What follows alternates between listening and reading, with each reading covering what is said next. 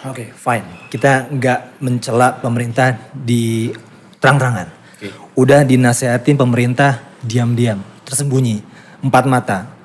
Maksudnya tidak terang-terangan. Sudah dinasehati. Tapi kadar Allah misalkan pemerintah tidak mendengarkan nasihat tersebut. Apakah ini udah dibolehkan? Tiba waktunya nih. Kita nih untuk demo, untuk mengkudeta, Ustaz.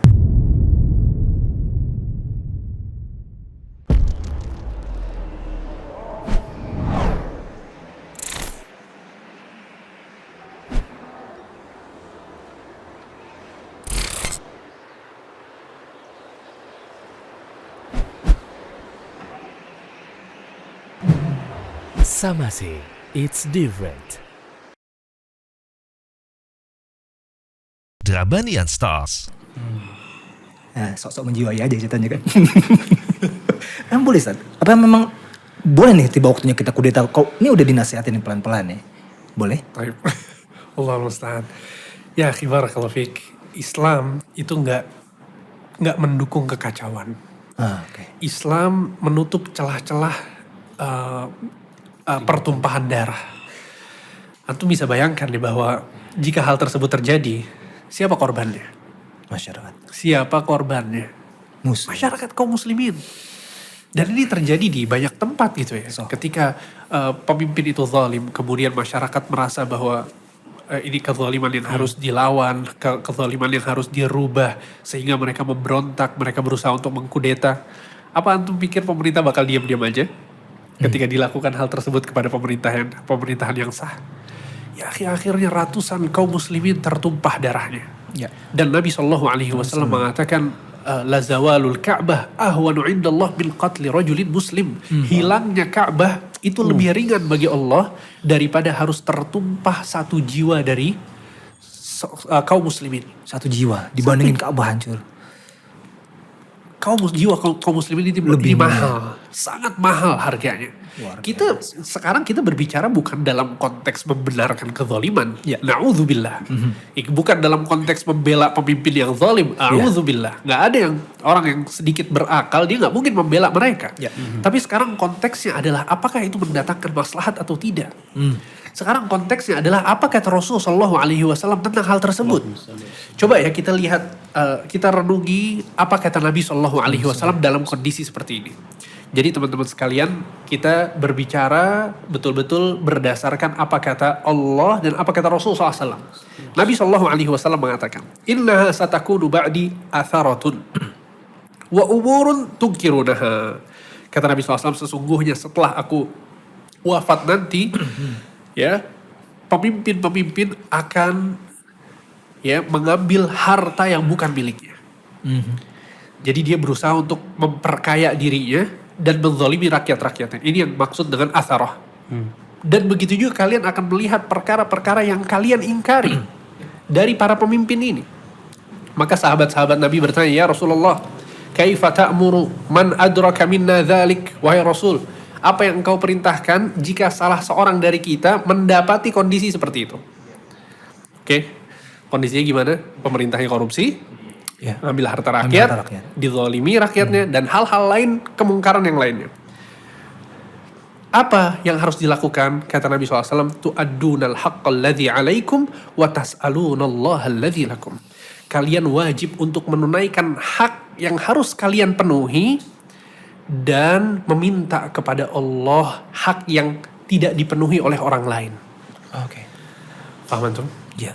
Di sini Nabi SAW tidak mengatakan, ya udah berontak aja, ya udah keluar dari ketaatan kepada pemerintah tersebut, lawan mereka. Nabi SAW tidak mengatakan demikian. Kata Nabi SAW, kalian ya tetap berusaha untuk memenuhi hak orang lain yang harus kalian penuhi, dan juga kalian meminta kepada Allah jika ada hak kalian yang diambil. Ya, sehingga ini adalah konsep nabawi, ya, konsep dari Nabi SAW tentang perkara seperti ini. Tayyib, bahkan Al-Imam Muslim dalam kitabnya Sahih Muslim, dan Anda sangat rekomendasi sekali. Dalam kitab ini beliau punya satu kitab, ya. Kitab itu maksudnya seperti kumpulan gitu ya, kumpulan hadis, disebut dengan kitab Al-Imarah, ya. Kitab yang berkaitan dengan Al-Imarah, kepemimpinan. Taib, di situ ada bab yang judulnya ta'atul umara wa in mana'ul hukuk. Wajibnya taat kepada para pemerintah walaupun mereka berbuat zalim. Walaupun mereka berbuat zalim. Hadisnya adalah hadis yang dibawakan oleh Salamah bin Yazid al-Ju'fi. Silakan dengarkan baik-baik hadisnya.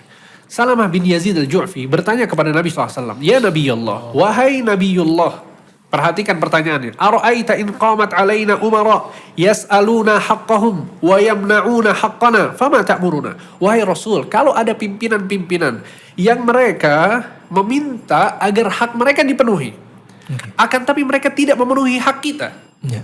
Maksudnya zalim. Ya, apa yang kau perintahkan kepada kami wahai Rasul SAW? Apa kata Nabi SAW? Isma'u wa ati'u fa innama alaihim ma hummilu wa alaikum ma hummiltum. Tetap dengar dan taat, sesungguhnya kewajiban mereka, ya, fa innama alaihim ma hummilu, sesungguhnya mereka wajib untuk melaksanakan amanah mereka dan kalian wajib untuk melaksanakan amanah kalian. Lagi-lagi Nabi SAW tidak mengatakan apa? Silahkan memberontak. Bahasa yang antum bilang tadi kudeta dan lain-lain ini nggak tersebut oleh Nabi SAW. Dengar taat, dengar taat. Dengar dan taat, dengar dan taat. Ya, minta kepada Allah Subhanahu wa taala. Kita diperintahkan untuk bersabar. Tayyib, sehingga dalam hadis lain Nabi SAW mengatakan, "Man ra'a min amirihi syai'an yakrahuhu falyasbir fa innahu laisa ahadun yufariqul jama'ata shibran fayamut illa mata mitatan jahiliyah." Ya, kata Nabi SAW, barang siapa yang melihat kemungkaran yang dia benci dari pimpinannya, falyasbir, hendaknya dia bersabar. Hendaknya dia bersabar. Sesungguhnya kata beliau, barang siapa yang keluar dari jamaah, ya, dari pemerintah kaum muslimin, keluar dari ketaatan kepada mereka satu jengkal saja, kemudian dia mati, maka dia mati dalam keadaan jahiliyah. Mata mitatan jahiliyah. Siapa yang mengatakan ini? Kang Red? Nabi SAW. Ini bukan perkataan ustaz, bukan perkataan ulama. Ya, mata mitatan jahiliyah. Kata Nabi, dia mati dalam keadaan mati orang jahiliyah. Seperti apa mati orang jahiliyah? Orang jahiliyah nggak mau punya pemimpin. Mereka saling memerangi satu dengan yang lainnya karena mereka nggak suka dipimpin. Ya, bukan berarti kemudian orang ini matinya kafir atau keluar dari agama Islam, tidak demikian. Akan tapi maksudnya adalah dia sama seperti orang jahiliyah dari sisi orang-orang jahiliyah itu nggak suka dipimpin, selalu keluar dari pemerintahan yang sah. Sehingga maksudnya adalah ini yang dikatakan oleh Nabi SAW tentang kondisi yang tadi antum sebutkan. Sekali lagi kita nggak mungkin melegalkan kezaliman. Ya, akan tapi di sini terlihat bahwa mudarat yang yang akan terlihat, yang akan didapatkan itu betul-betul jelas ketika orang-orang yang terzalimi ini berusaha untuk memberontak. Maka akan banyak pertumpahan darah di sana. Bahkan ana menukilkan perkataan Ibnu Qayyim al-Jauziyah di sini ya. Karena perkataannya bagus banget untuk kita renungi bersama. Kata beliau, dan ini relate sekali dengan apa yang kita bahas. Ya, kata beliau,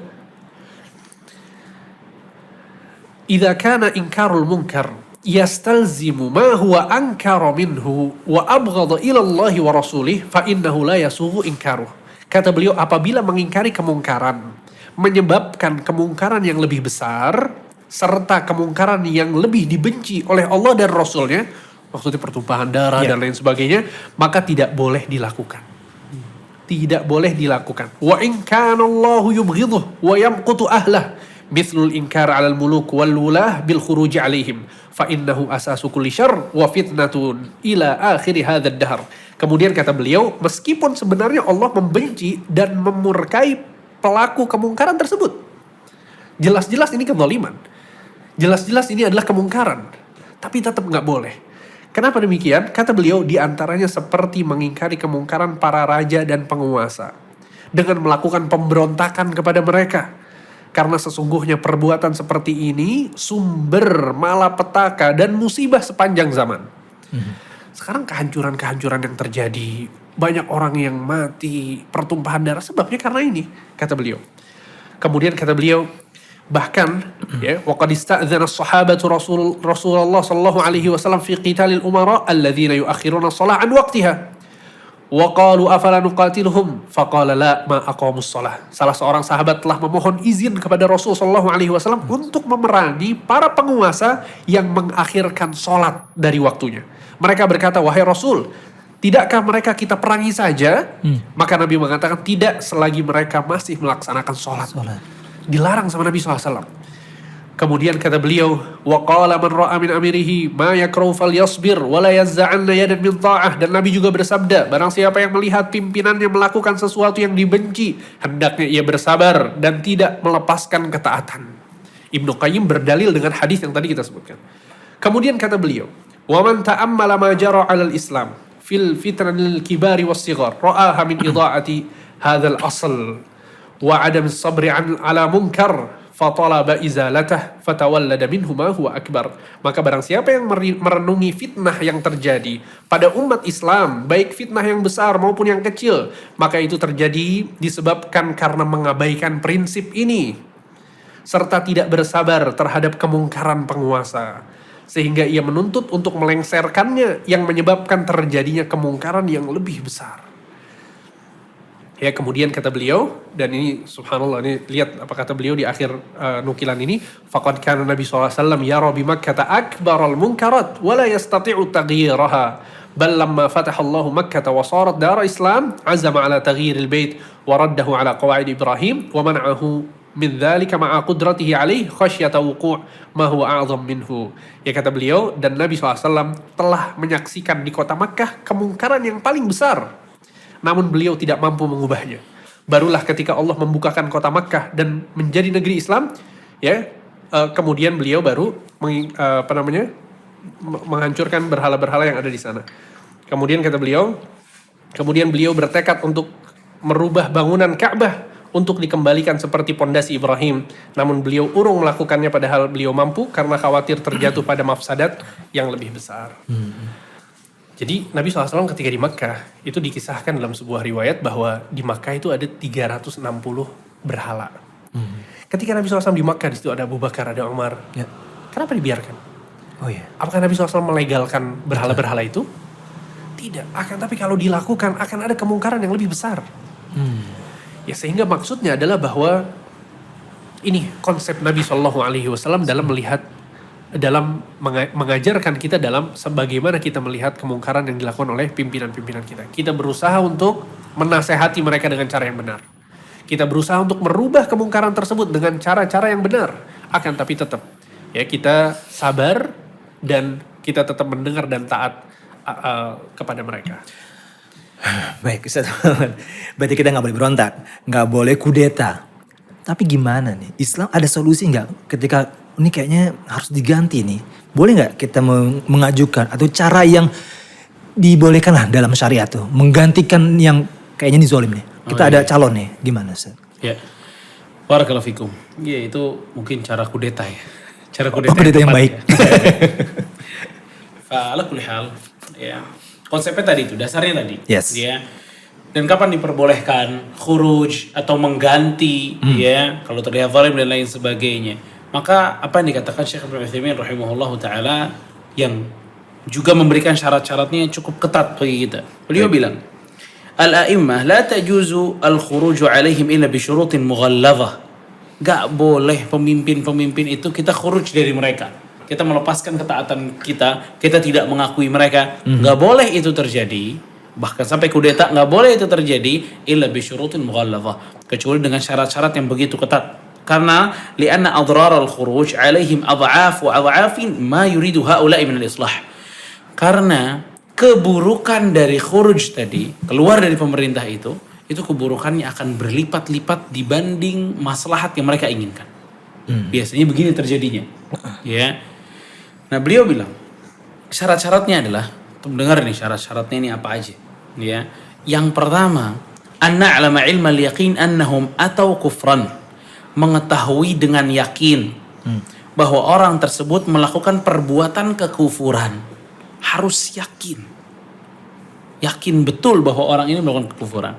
Ini kalau kita lihat di syarat yang pertama, ya, maka ini yang menilai orang ini telah melakukan kekufuran itu siapa? Ulama. Ya. Ya, orang awam mana tahu ini kekufuran, ini kemaksiatan. Ya. Ya, nggak tahu. Bahkan kebalik gitu loh. Ya, Oke. yang mestinya kufur dia bilang kagak kufur. Ya, yang yang maksiat dibilang kufur dan begitu seterusnya. Maka yang poin pertama ini tidak untuk konsumsi umum. Khusus ulama. Ulama lah pasti Ulama yang only. mengetahui Iya. kekufuran itu.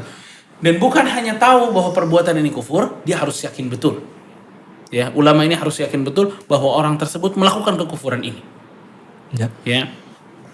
Yang kedua, syarat yang kedua, an na'lama anna hadzal kufra sarihun laisa fihi ta'wil wa la yahtamilu 'ala ta'wil. Kekufuran yang dia perbuat tuh jelas. Ini benar nih. Ini orang melakukan kufuran jelas tanpa ada ta'wil. Ya, tanpa ada ta'wil. Selama masih bisa ditakwil, berarti nggak boleh jatuh vonis hukuman kufur. Ya. Contoh, ini paling banyak tuh masalahnya, misal seorang presiden dari kalangan kaum muslimin foto dengan orang Yahudi. Iya. Foto, seret. Mhm.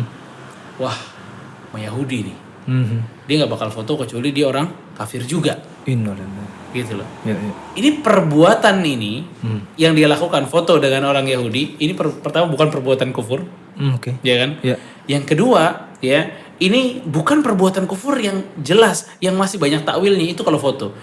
Lebih parah lagi misalnya, presiden di antara presiden kaum muslimin pegang salib, Oke. ya. Foto. Di foto. Tersebar. Jangan di foto deh, selfie. Oke. Lebih berat lagi nih. Selfie, seret. Ya. Ini langsung dihukumi ini orang kafir. Kenapa? Karena foto dengan salib. Ya. Padahal masih bisa kita katakan ya, ini foto dia sebelum mengubur salib tersebut. Kita nggak tahu apa Iya, setelah foto gitu loh. Dan kita nggak tahu apakah dia megang ini maksudnya adalah dia rela dan ridha bahwa ini agamanya, ini benar, ini belum tentu. Iya, Nah, iya. Banyak kelaziman- kemungkinan ya. banyak banget kemungkinan. Selama masih banyak kemungkinan, nggak boleh kita kafirin orang. Apalagi pemimpin nih, terlalu berat gitu loh. Oke. Ya. Dan ingat, kelaziman itu bukan alasan untuk mengkafirkan orang. Ya. Oh, ini boleh nih buka bank-bank riba misalnya. Berarti nih presidennya menghalalkan riba. Ini perkataan barusan nih berarti kalau bank riba boleh, berarti presidennya menghalalkan riba. Ini kelaziman namanya dari perbuatan itu. Ini nggak bisa jadi dasar mengkafirkan orang. Oke. Paham? Jadi bisa aja dia membuka bank-bank riba itu karena keterpaksaan. Tidak menghalalkannya, tetap haram gitu loh. Nah, ini kan turun gitu loh. Presiden membuka tempat prostitusi. Mau dikafirin apa enggak tuh? Gak bisa kan? Meresmikan gereja. Meresmikan misalnya. Meresmikan gereja, prostitusi dibuka, Yes. dibuat. Ya, tempat orang mau Oh, bukan oke. dibuat. Dibuat, betul. Dibuat sama dia. Tapi kan bukan berarti dia ini menghalalkan perzinahan. Oke. Ya, jadi kemungkinan ini mesti hilang dulu kalau mau kafirin orang. Iya. Gak ada kemungkinan. Dan ini lagi-lagi hanya bisa ditempuh oleh para ulama. 3. Terdapat dalil yang jelas bahwa perbuatan itu merupakan kekufuran yang melakukannya jadi kafir. Tadi misal dia buka tempat prostitusi, ya, kita mesti dapat dulu dalil yang jelas bahwa Rasul mengatakan siapa yang membuka pintu perzinahan maka dia kafir. Oke. Mesti dapat dulu tuh dalil itu, gitu loh. Kalau Anda nggak punya dalilnya, maka nggak bisa mengatakan apa-apa. Ya, ini udah ketat-ketat banget nih. Ya, Allah jaga luar biasa. Dan yang keempat, kalau dia udah, ya syarat-syarat yang tadi sudah terlaksanakan, wah kufur jelas sudah, top udah. Yes.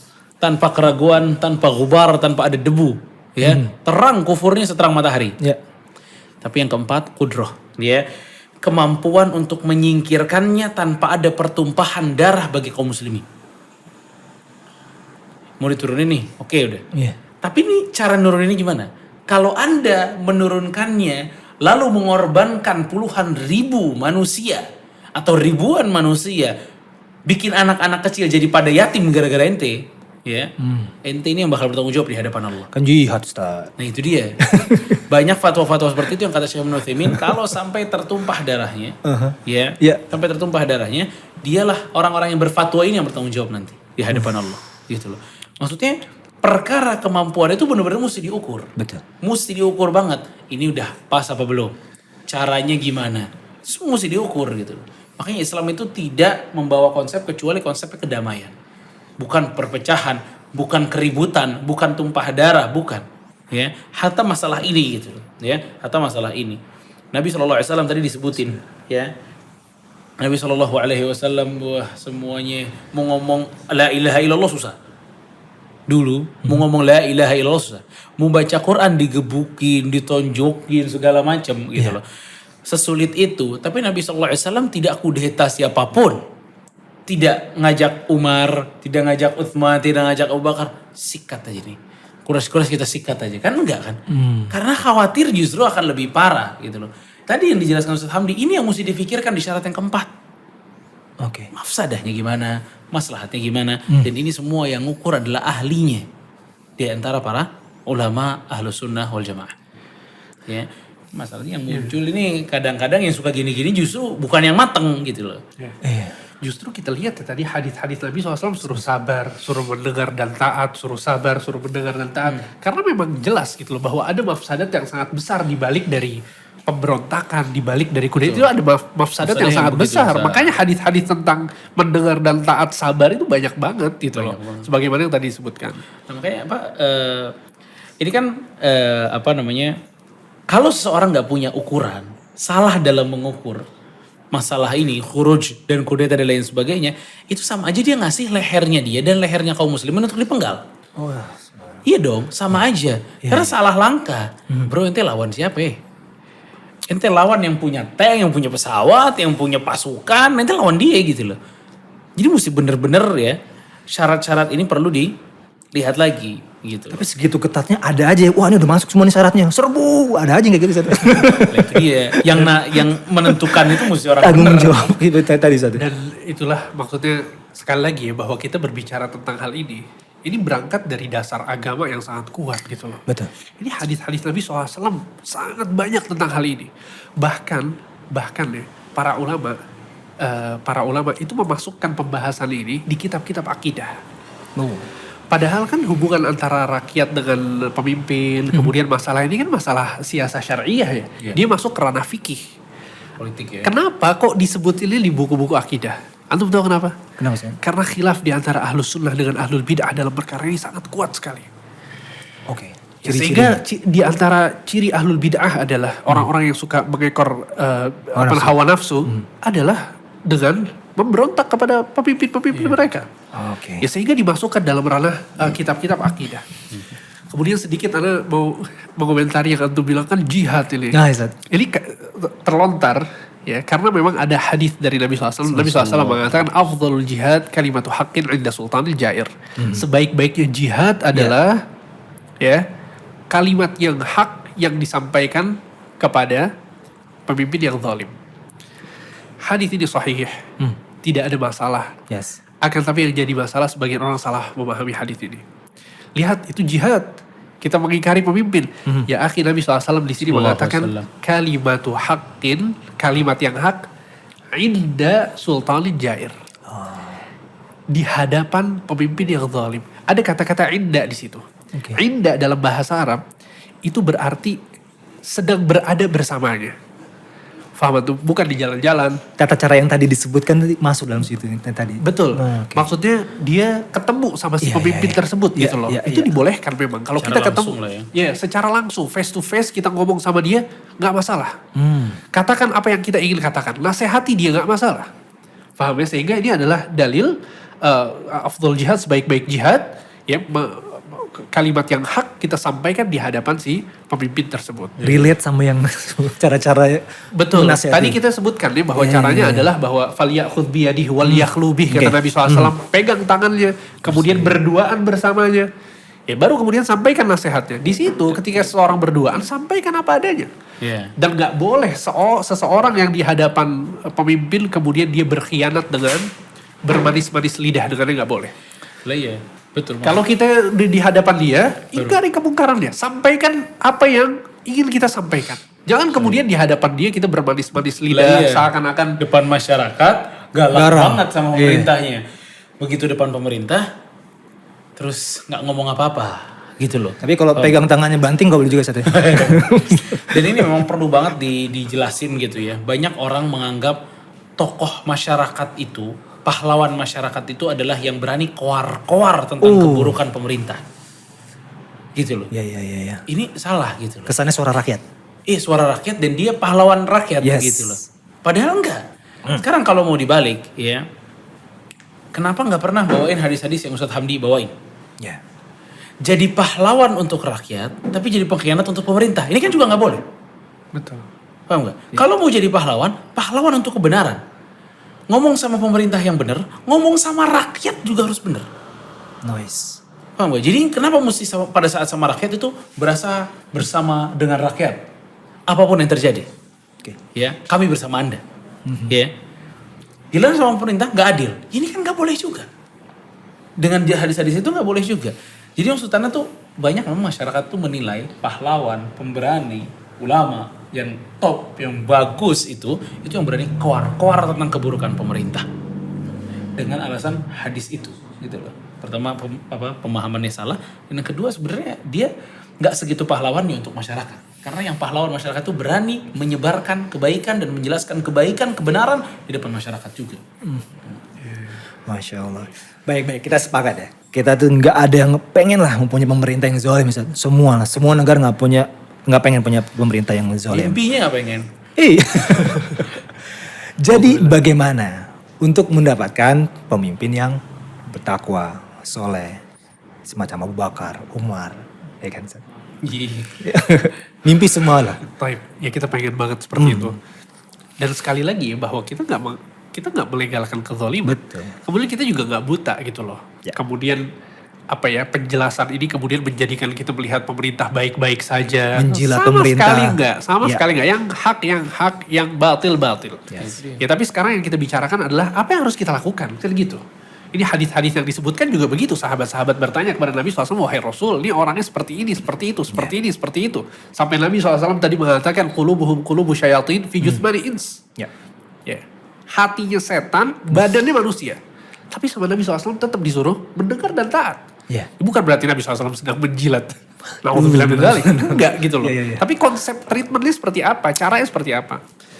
Nah, kembali ke pertanyaan antum tadi. Gimana dong caranya supaya kita dapat pemimpin yang adil, yang bertakwa, yang soleh. Keyakinan yang pertama kali yang harus kita imani bersama adalah bahwa kepemimpinan itu pemberian dari Allah Subhanahu wa taala. Ya.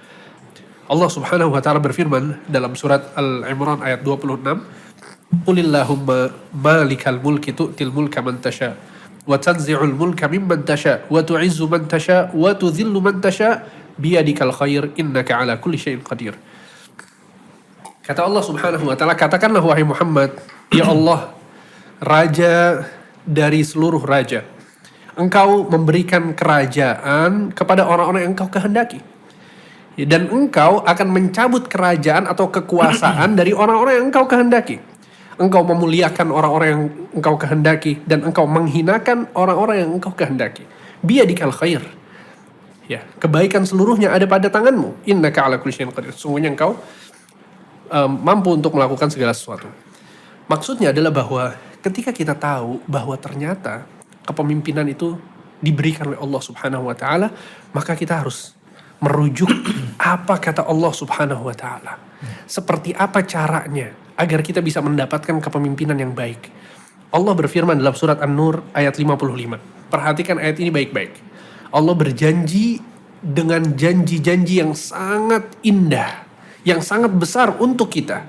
Kata Allah Subhanahu wa taala, "Wa'adallahu alladhina amanu minkum wa 'amilus shalihat la yastakhlifannahum fil ardi kama istakhlafa alladhina min qablihim wa la yumakkinanna lahum dinahum alladhi irtada lahum wa la yubaddilannahum min ba'di khawfihim amna ya'budunani la yushrikuna bi syai'a." Kata Allah Subhanahu wa taala, Allah berjanji kepada orang-orang yang beriman dan beramal soleh di antara kalian. Apa janjinya yang pertama? La yastakhlifannahum fil ard. Allah akan memberikan khilafah kepada mereka, kepemimpinan kepada mereka sebagaimana Allah memberikan khilafah kepada orang-orang yang datang sebelum mereka. Ya. Ini yang pembahasan kita nih. Ya. Kemudian yang kedua, Allah akan mengokohkan kaki mereka di atas agama mereka. Kemudian yang ketiga, dan Allah akan mengganti rasa takut dengan rasa aman. Apa syaratnya? Kata Allah Subhanahu wa taala, ya'budunani la yusyrikuna bi syai'a. Jika mereka beribadah kepada aku dan tidak berbuat syirik sedikit pun. Sehingga iman, amal soleh, menegakkan tauhid, meninggalkan kesyirikan, jika itu semua dilakukan, ini janji Allah kepada kita semua. Allah akan memberikan kekuasaan kepada kaum muslimin. Allah akan memberikan khilafah kepada kaum muslimin. Syaratnya apa? Perhatikan agama kita. Bangunlah kepribadian kita dengan Islam, dengan iman, maka itu akan secara otomatis Allah Subhanahu wa taala memberikan pimpinan yang sama seperti rakyatnya. Ya karena pada hakikat pemimpin adalah cerminan dari rakyat. Karena pemimpin kita adalah salah satu dari masyarakat, kan gitu. Ya, sehingga mereka nggak mungkin dari satu masyarakat yang soleh, yang beriman, yang bertakwa kemudian muncul dari mereka orang yang tidak seperti mereka. Oleh karena itu ada satu kaidah yang disebutkan oleh para ulama, kama takunu yuwalla alaikum. Sebagaimana diri kalian, seperti itulah orang yang akan memimpin kalian. Ya sehingga dalam sebuah ayat juga Allah Subhanahu wa taala berfirman, itu surat Al-An'am ya ayat 129, wa kadzalika nuwalli ba'dadh dhalimina ba'dhan bima kanu yaksibun. Dan demikianlah ya kami menjadikan pimpinan bagi orang-orang yang zalim, salah satu dari mereka ya sebagai balasan atas apa yang mereka telah perbuat. Sehingga perubahan yang dilakukan itu dari bawah, kan. Ya, diri sendiri. Diri kita, keluarga, Yes. ya kita berusaha menyebarkan kebaikan, yang merubah masyarakat, melakukan amar ma'ruf dan nahi mungkar.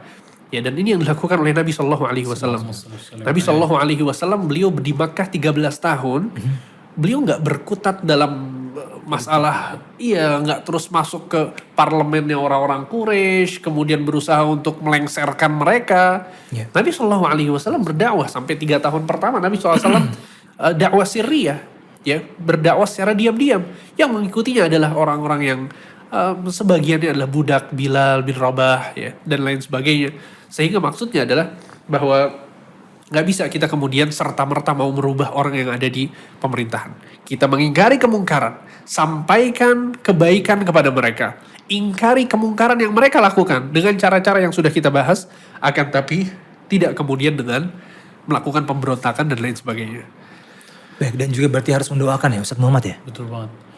Ini perbedaan yang cukup jelas ya antara Ahlus Sunnah dengan yang lain ya. Sampai dikatakan oleh Fudail bin Iyad rahimahullah ta'ala saat beliau ditanya ya, dan mengatakan law kana li da'watun mustajabah ma ja'altuha illa fi sultan.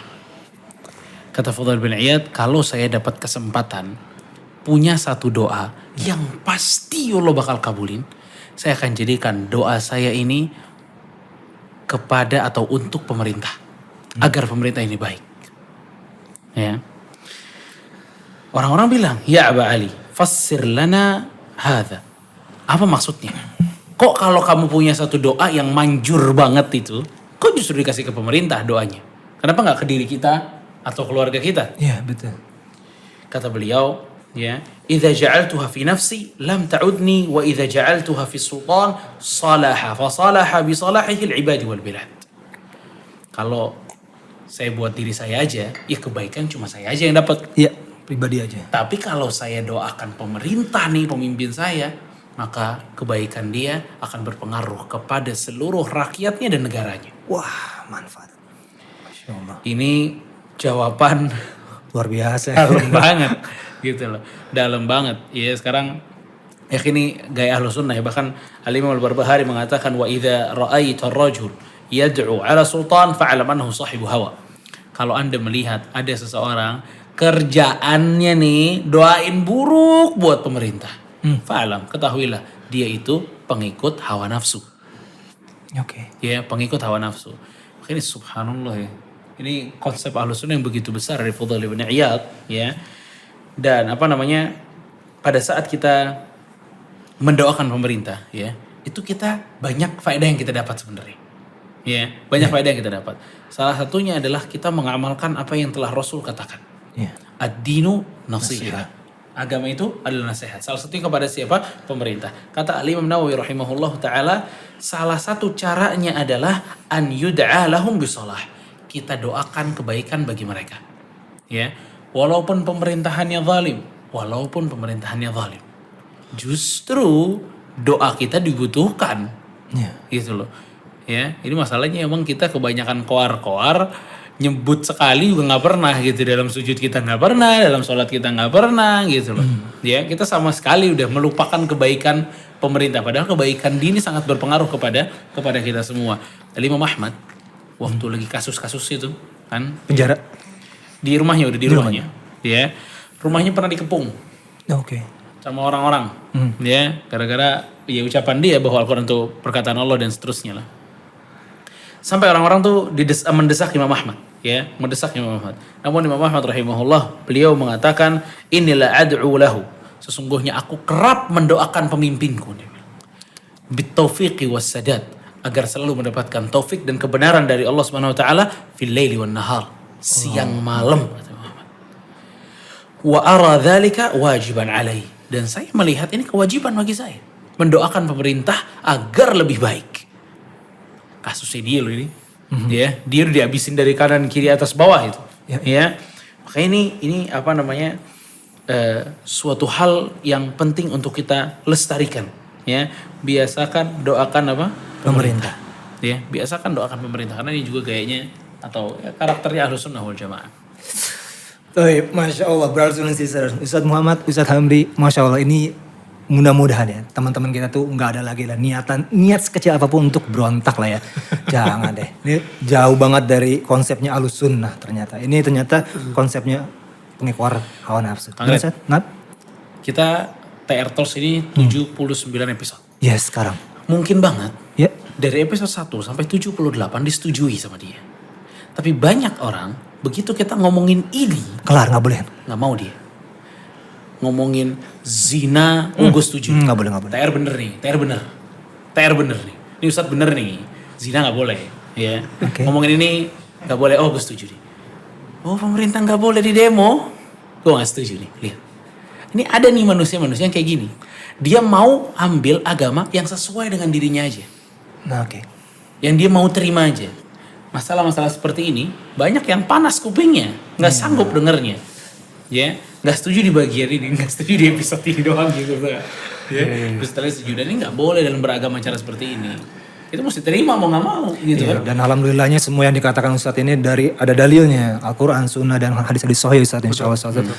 Dan juga itu dia yang tadi Anda mention juga ya di awal, bahwa dalam Sahih Muslim di Kitabul Imarah itu ada hadis-hadis yang menjelaskan tentang ini secara rinci.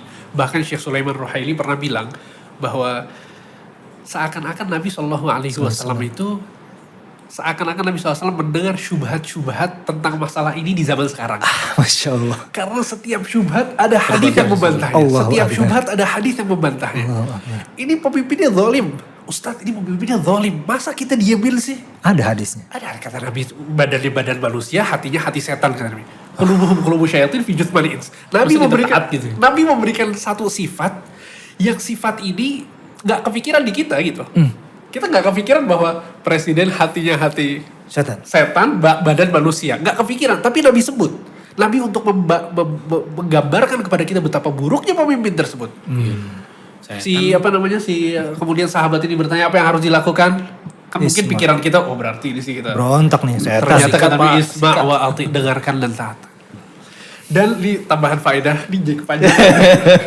Insya Allah gak apa-apa deh, Nggak apa-apa. biar faedahnya makin banyak. Nice. Ada satu faedah lagi. Nabi SAW ketika menyebutkan hadis Al-Irbad bin Sariyah, hadis wasiat sebelum Nabi SAW wafat. Seorang sahabat mengatakan, "Ausina wahai Rasul, wasiatkan kepada kami sebuah wasiat." Apa kata Nabi SAW?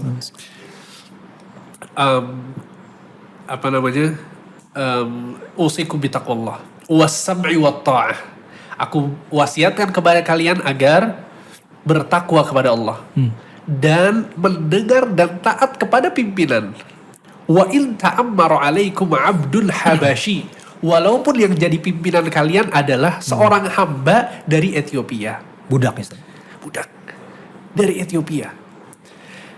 Antum bayangkan ya, Nabi SAW mengatakan ini, siapa yang ada di hadapan Nabi? Abu Bakar. Oh, orang-orang Quraisy Ya. yang memiliki kabilah yang tinggi. Ya. Sangat terhormat. Kemudian kata Nabi, kalian harus mendengar dan taat kepada pimpinan kalian, walaupun yang jadi pemimpin kalian hamba sahaya dari Ethiopia. Yang kebanyakan di benak orang-orang pada saat itu adalah orang yang sangat rendah kastanya dalam tanda kutip. Gimana dia bisa jadi pimpinan, paham nggak? Dan di antara persyaratan untuk menjadi pimpinan, dia nggak boleh hamba. Berarti secara rules itu nggak bisa Secara sebenarnya. nggak bisa. Tapi kalau Kemudian juga Nabi SAW Oke. mengatakan al-a'immatu min Quraisy. Sesungguhnya para pemimpin itu dari Quraisy, kata Nabi. Oke. Rulesnya begitu. Ya. Tapi kata Nabi, kalau itu terjadi yang jadi pimpinan adalah hamba, kalian harus dengar dan taat.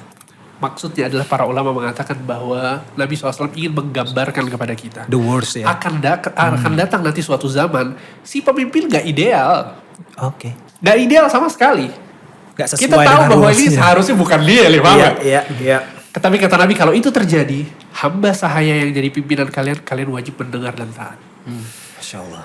Dan yang menarik adalah bahwa Nabi SAW mengatakan wasiat ini ya di akhir-akhir hayat beliau, sehingga wasiat ini menjadi wasiat yang sangat dalam, yang sangat dalam, yang akan dipegang oleh para sahabat. Ternyata isi wasiatnya diantaranya mendengar dan taat kepada pimpinan. Berarti ini konsep besar di dalam Islam.